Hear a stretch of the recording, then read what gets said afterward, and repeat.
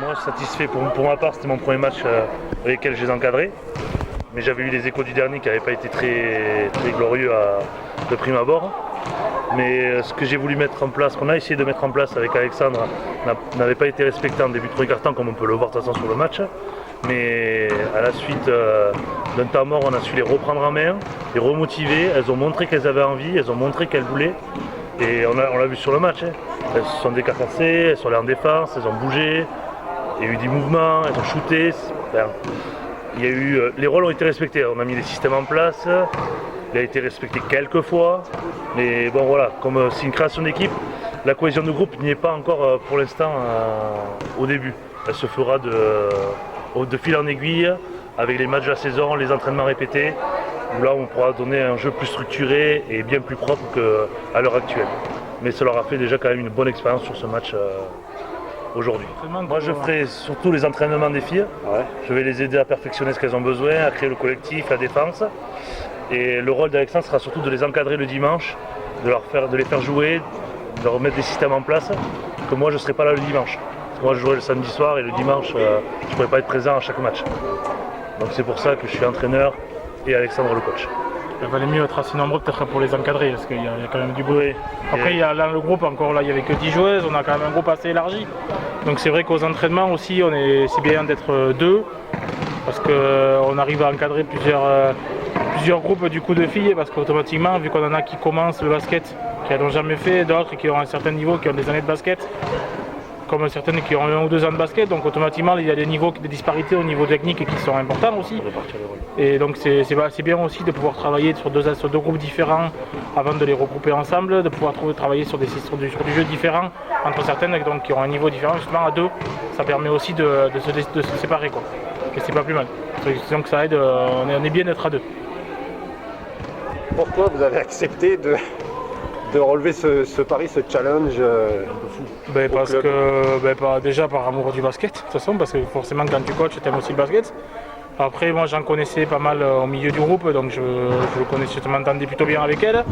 Et que c'était un plaisir aussi avant tout de coacher, de recréer cette équipe, parce que moi j'étais déjà à Saint-Cric à l'époque où l'ancienne équipe a capoté. J'étais déjà dans le club, donc je sais que ça s'est mal fini aussi. Bon, par rapport à ça, c'était un échec aussi pour les présidents, tout ça. Donc forcément, quand les filles ont proposé de remonter un groupe, pour moi c'était un défi intéressant.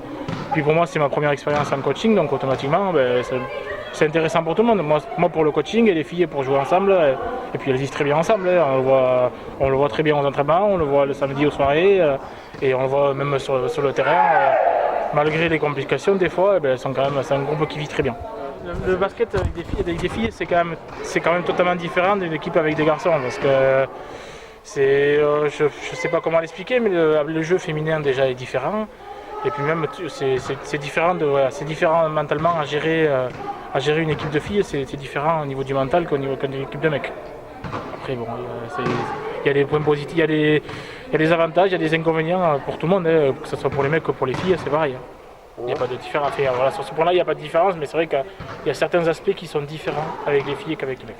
Entre elles, elles ont beaucoup plus de mal à se dire les choses qui ne vont pas, alors que les mecs, ils vont se rentrer dedans et puis ça ira mieux, on va dire. Ouais, c'est une façon de parler. Déconné, il faut... Oui, voilà, mais après, c'est vrai que c'est sur ça, moi je trouve que sur ça vise différemment sur les choses qu'elles se disent ou pas, quoi.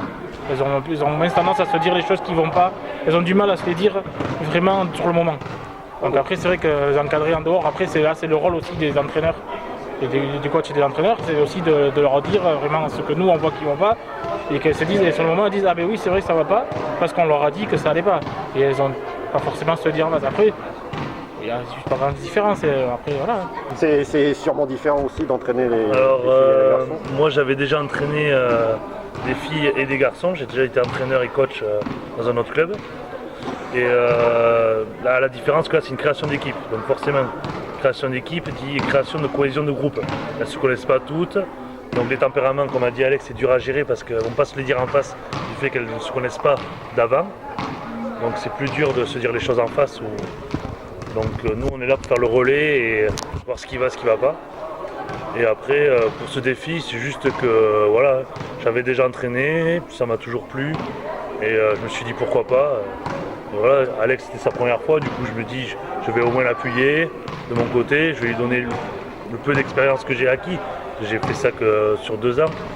Et, donc j'ai pas fait ça. Voilà. Après je me suis occupé déjà du basket éveil jusqu'à des seniors, en passant par cadet, minime fille, cadette. Donc voilà.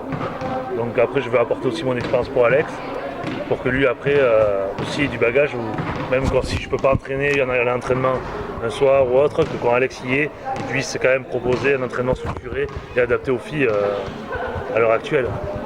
Bon, en gros, vous n'êtes pas trop de deux pour individualiser, Sur une les création prendre, d'équipe, c'est les très prendre bien. par petits groupes.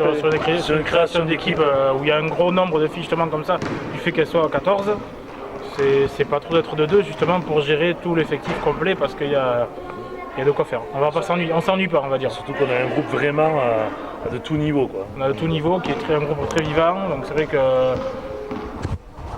on va vraiment pas s'ennuyer. On ne s'ennuie vraiment pas. Non, on a de quoi faire, on a de quoi travailler, on le voit à chaque match. À chaque match, c'est de l'expérience aussi qui rentre pour elle, c'est de l'expérience qui rentre pour nous. Donc automatiquement, en fait, ça aide aussi pour les entraînements du mercredi, du vendredi. Et ça aide, voilà, c'est de l'expérience pour tout le monde. Pour elle, pour les coachs, et on apprend des choses.